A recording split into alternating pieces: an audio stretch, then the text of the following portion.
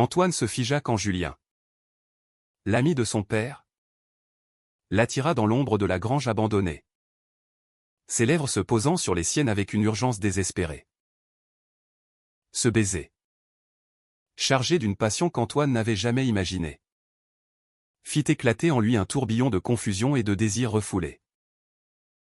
Mais lorsque la porte s'ouvrit brutalement, révélant le visage choqué de son père, le monde d'Antoine bascula dans un abîme de secrets et de conséquences imprévues. La ferme familiale, nichée dans les collines verdoyantes de la Provence, avait toujours été un havre de paix pour Antoine. À 22 ans, il rentrait de Paris où il étudiait le droit, pour aider son père pendant les vacances d'été.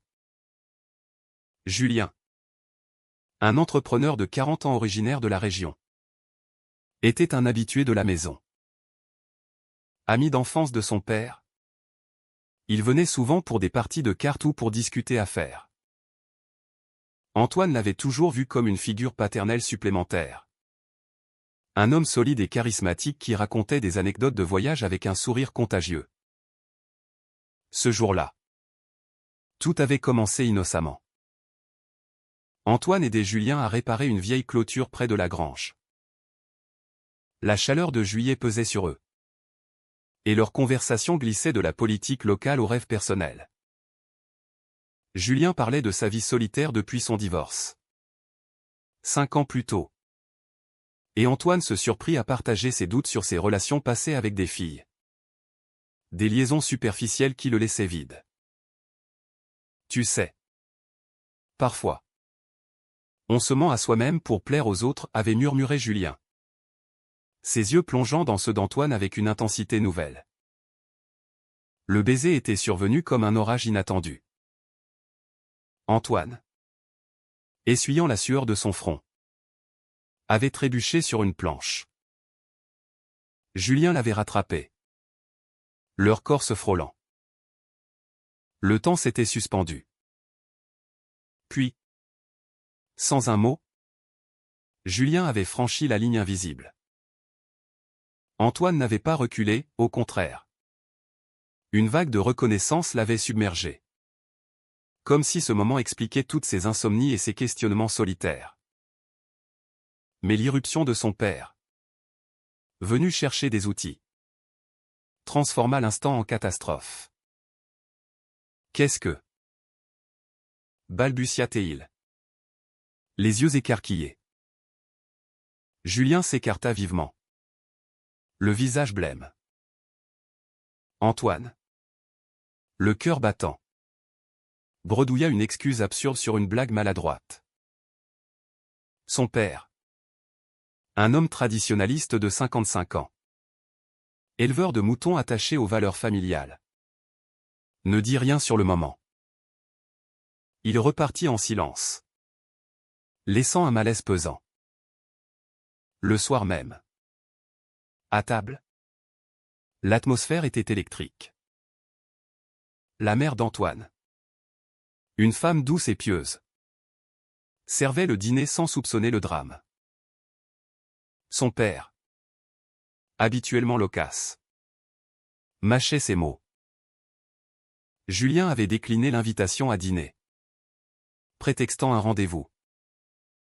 Antoine, rongé par la culpabilité, évitait le regard de son père. Après le repas, dans la cuisine, son père l'interpella, on doit parler. Fiston, assis sur la terrasse sous les étoiles. Son père alluma une cigarette. Chose rare. J'ai vu ce qui s'est passé dans la grange. Julien. Et toi? Antoine sentit son estomac se nouer. Il nia d'abord. Puis, face à l'insistance, avoua partiellement, c'était un accident. Papa. Je ne sais pas ce qui m'a pris. Mais son père secoua la tête. Julien est mon ami depuis 30 ans. Il a une ex-femme. Des enfants adultes. Et toi? Tu es mon fils. Ça ne peut pas être ça. Les mots suivants furent un coup de poignard, si c'est vrai. Si tu es comme ça. Je ne sais pas si je pourrais l'accepter. Notre famille. Notre communauté. Tout repose sur des traditions. Pense à ta mère. À tes sœurs. Antoine. Les larmes aux yeux. Promis de réfléchir. De se ressaisir. Mais intérieurement, le baiser avait allumé une flamme qu'il ne pouvait éteindre. Les jours suivants furent un calvaire. Julien l'évita, prétextant des voyages d'affaires. Antoine, seul avec ses pensées, errait dans les champs, revivant le moment. Il se rappelait les regards complices qu'ils avaient échangés auparavant. Les touches accidentelles qui n'en étaient pas. Étaient-ce de l'amour? Ou juste une confusion passagère? La pression familiale s'intensifia. Son père, sans en reparler directement, multiplia les allusions à des mariages d'amis, à l'importance de perpétuer la lignée. Un soir, Antoine reçut un message de Julien, « Rencontrons-nous discrètement. » Besoin de parler. Ils se retrouvèrent au bord d'un ruisseau, loin de la ferme. Julien, les traits tirés, s'excusa, « Je n'aurais pas dû. Tu es jeune. Vulnérable.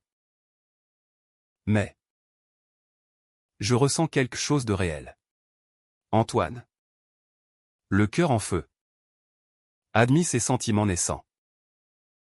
Ils parlèrent des heures. De leur peur. De la société française qui, malgré les lois progressistes, gardait des poches de conservatisme en milieu rural. Pourtant, Julien insista sur les risques, « Ton père est mon meilleur ami. Si ça sort, je perds tout ou ma réputation. Mes affaires. Et toi? Ta famille. » Antoine, déterminé, répondit, « Je suis prêt à affronter ça. » Mais au fond, il doutait. Cette nuit-là, ils s'embrassèrent à nouveau, scellant un pacte secret. Le prix à payer commençait à se dessiner, le mensonge. La double vie. La tension monta quand la mère d'Antoine remarqua son humeur changeante. « Tu sembles distant. Mon chéri. Une fille te tracasse ?» Antoine rit jaune, évitant le sujet. Son père, de son côté, invita Julien à une fête villageoise, comme pour tester les eaux. Lors de l'événement, sous les guirlandes et la musique, Antoine et Julien durent feindre l'indifférence. Mais un regard trop long attira l'attention d'un voisin curieux. À la fin de la soirée, son père confronta Julien seul à seul. « Si tu touches à mon fils, notre amitié est finie. » Julien nia. Mais le doute était semé. Antoine, apprenant cela, sentit la première fissure, la loyauté envers son père contre son désir pour Julien. Il choisit de poursuivre, organisant des rendez-vous clandestins. Chaque rencontre était un mélange d'euphorie et de peur. Un pas de plus vers l'inévitable confrontation. Les semaines s'écoulèrent dans une spirale de secrets et de passion contenue. Antoine et Julien se voyaient en cachette, dans des cafés isolés d'Avignon ou lors de promenades nocturnes dans les vignobles. Chaque moment volé renforçait leur lien, mais creusait aussi le gouffre de leurs conflits intérieurs. Antoine, de retour à Paris pour la rentrée universitaire, appelait Julien tous les soirs, partageant ses doutes sur son orientation. « Je me sens enfin moi-même avec toi, » confiait-il. « Mais je mens à tout le monde. » Julien, de son côté, luttait avec sa propre conscience. À 40 ans, Il avait caché son attirance pour les hommes pendant des années, se mariant par convenance sociale. Son divorce l'avait libéré partiellement. Mais dans le milieu des affaires provençales, où les contrats se signaient sur des poignées de main et des réputations immaculées, une révélation pouvait tout ruiner. « Je t'aime » Antoine avoua-t-il un jour au téléphone. « Mais je crains de te détruire. » La pression familiale s'accentua lors d'une visite surprise des parents à Paris. La mère d'Antoine, inquiète de son isolement, insista pour rencontrer ses amis. Antoine improvisa, invitant des camarades de fac, mais évita toute mention de Julien. Son père, plus direct, l'interrogea sur ses projets d'avenir. « Trouve-toi une bonne fille. Fiston. La vie est dure seule. » Antoine hocha la tête. Mais intérieurement, il bouillonnait. Ce mensonge le rongeait, transformant l'amour en fardeau. Un incident majeur ébranla leur équilibre fragile. Lors d'un week-end à la ferme, Julien arriva pour une réunion d'affaires avec le père d'Antoine. La tension était palpable. Pendant que les deux hommes discutaient dans le salon, Antoine prépara le café, ses mains tremblantes. Soudain, son téléphone vibra, un message de Julien. « Je t'aime. Ne l'oublie pas. » Mais le père, jetant un œil distrait, vit l'écran allumé. « C'est qui ? » Ça, demanda-t-il suspicieusement. Antoine balbutia une excuse sur un ami. Mais le père n'était pas dupe. Plus tard, seul avec Julien, il lâcha, « Si tu as quelque chose avec mon fils, avoue-le maintenant. » Julien, pâle, nia farouchement. Ce déni blessa Antoine, qui écoutait derrière la porte. Ce soir-là, dans la grange au lieu de leur premier baiser où ils se disputèrent. « Tu as choisi ton amitié avec mon père plutôt que nous » accusa Antoine. Julien répliqua, « Je protège ce qu'on a. Si on sort au grand jour, tout explose. » Cette querelle marqua un tournant. Antoine, blessé, décida de tester les limites.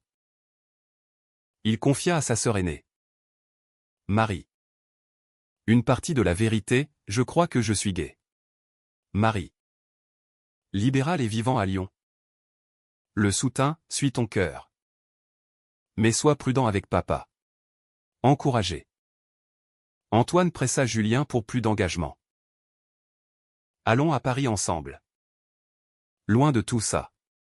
Julien hésita, craignant les ragots. La société intervenait subtilement. Dans le village, des rumeurs circulaient sur Julien. Célibataire endurci. Un client refusa un contrat, alléguant des choix de vie douteux. Julien, furieux, accusa Antoine d'être imprudent. Tes appels constants. Tes messages, quelqu'un pourrait les voir. Leur relation se tendait, mêlant amour et reproche. Puis vint la trahison. Lors d'une fête à Paris, Antoine, ivre de frustration, flirta avec un camarade gay. Rien de plus qu'un baiser innocent. Mais il en parla à Julien par culpabilité. Julien explosa, « Tu me trompes pendant que je risque tout ?» Blessé, il rompit le contact pendant des jours. Antoine, dévasté, sombra dans la dépression, séchant les cours. Réconciliés par un appel larmoyant, ils se retrouvèrent à mi-chemin, à Lyon. Là, Julien avoua sa peur profonde, « J'ai perdu ma famille une fois avec le divorce. Je ne veux pas te perdre. Mais je ne suis pas prêt à tout sacrifier. » Antoine, comprenant le prix, accepta une relation plus discrète. Mais le doute s'installa, était-ce de l'amour ou une dépendance toxique? La famille d'Antoine sentit le changement. Sa mère, lors d'un appel, s'inquiéta, tu as l'air si triste. Viens à la maison. Antoine refusa, craignant une confrontation. Son père, de son côté, engagea un détective privé, un ami du village pour surveiller Julien.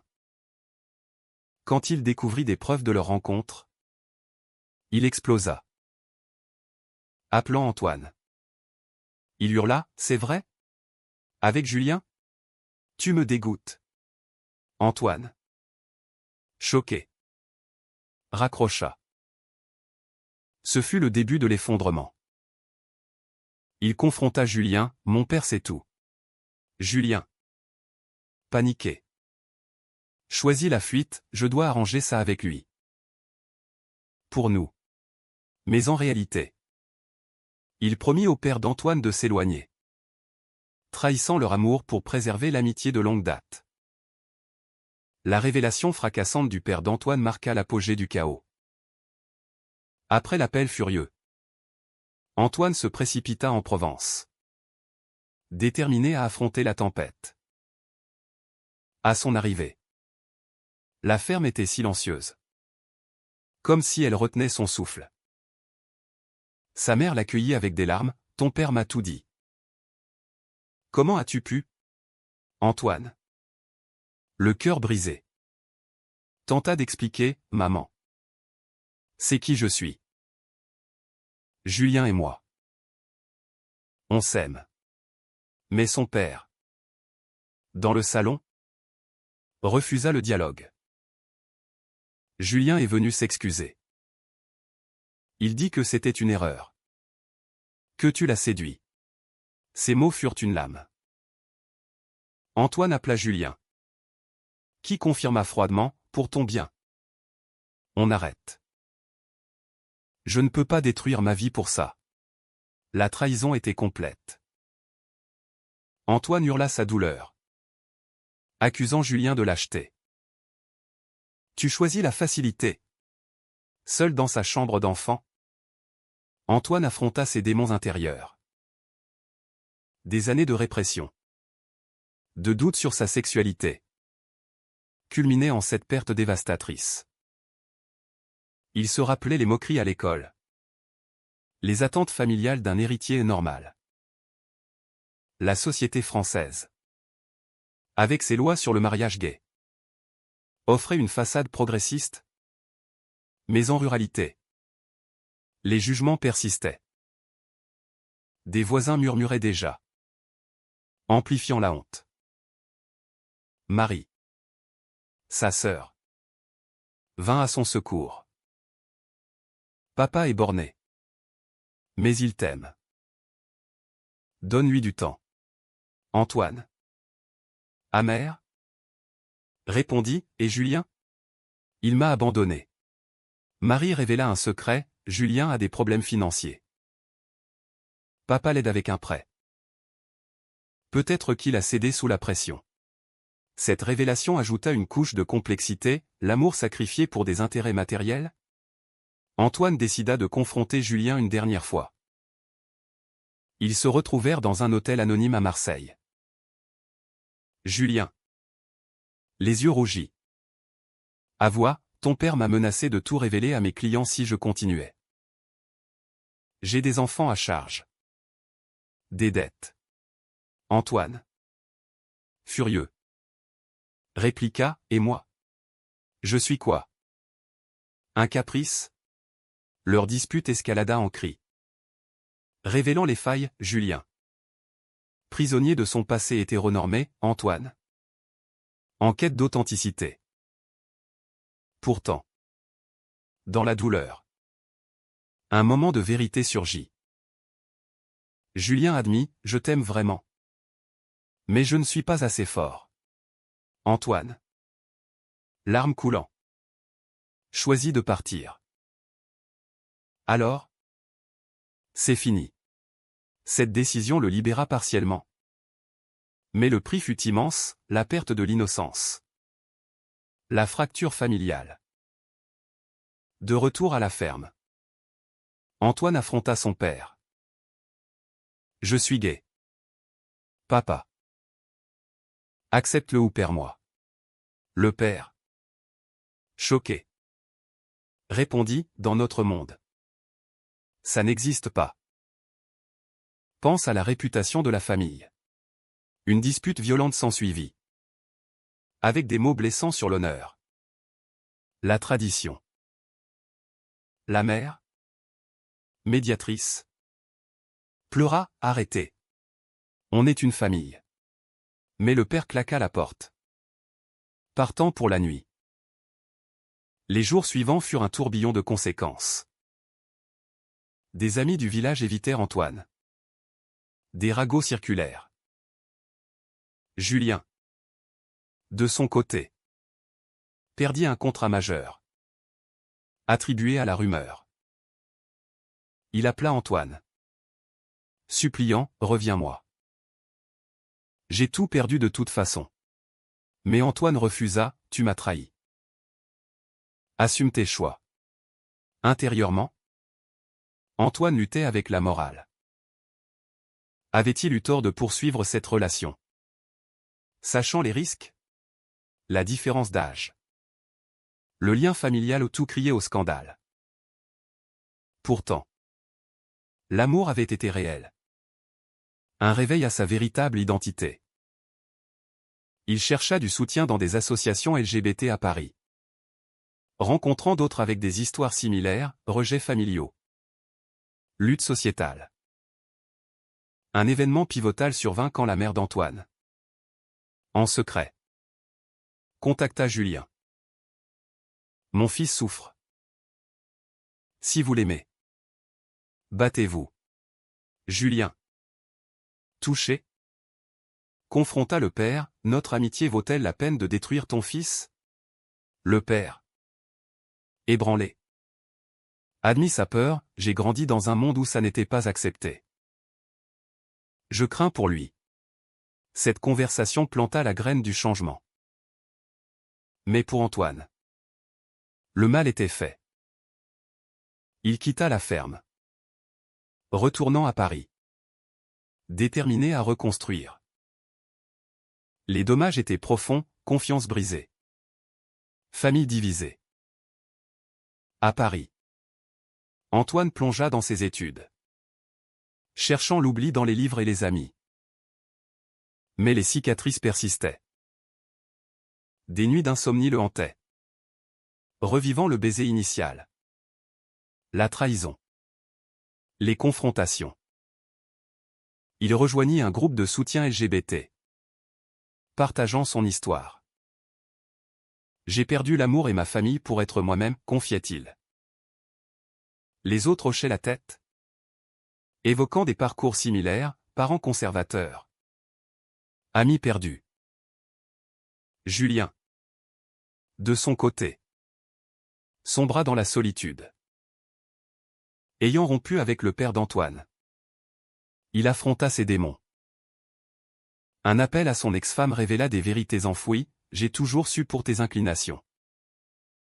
Pourquoi te cacher? Encouragé. Il consulta un thérapeute, explorant son identité bisexuelle refoulée. Le prix de sa lâcheté, une vie vide. Des regrets amers. La famille d'Antoine tenta de recoller les morceaux. La mère organisa une réunion à Noël. Antoine accepta. Prudent. À table, l'atmosphère était tendue. Son père, maladroit, s'excusa, je n'accepte pas tout. Mais tu es mon fils. Antoine répondit, l'acceptation n'est pas optionnelle. Papa. C'est de l'amour ou rien. Des larmes coulèrent, marquant un début de guérison. Pourtant, Julien réapparut. Un message, j'ai tout avoué à mes enfants. Je veux recommencer. Antoine, tenté, le rencontra. Leur conversation fut brute, accusation. Regret. Promesse. J'ai payé cher, dit Julien. Moi aussi, répliqua Antoine. Ils décidèrent d'une amitié prudente. Testant les eaux. Mais la société frappa à nouveau. Un article local sur des scandales ruraux mentionna vaguement leur histoire, amplifiant les rumeurs. Antoine, furieux, confronta un journaliste, « Ma vie privée n'est pas un spectacle. » Cela renforça sa résolution, vivre ouvertement. Malgré les coups. Au fil des mois, Antoine grandit. Il trouva un nouvel amour. Un père de son âge. Sans drames familiaux. Julien, lui, s'engagea dans l'activisme LGBT, rachetant ses erreurs. Leur lien passé devint une leçon, l'amour vrai exige courage. La famille évolua lentement. Le père, influencé par des documentaires et des discussions avec Marie, adoucit sa stance. Je ne comprends pas tout. Mais je t'aime. Antoine accepta, sachant que le changement prend du temps. Pourtant, les dommages persistaient. Des amis perdus. Une confiance ébranlée. Antoine se questionnait, valait-il la peine de tout risquer pour l'authenticité? Et vous, lecteur? Pensez-vous que trahir un amour naissant pour préserver des liens familiaux et sociaux est justifiable? Ou est-ce toujours une lâcheté impardonnable?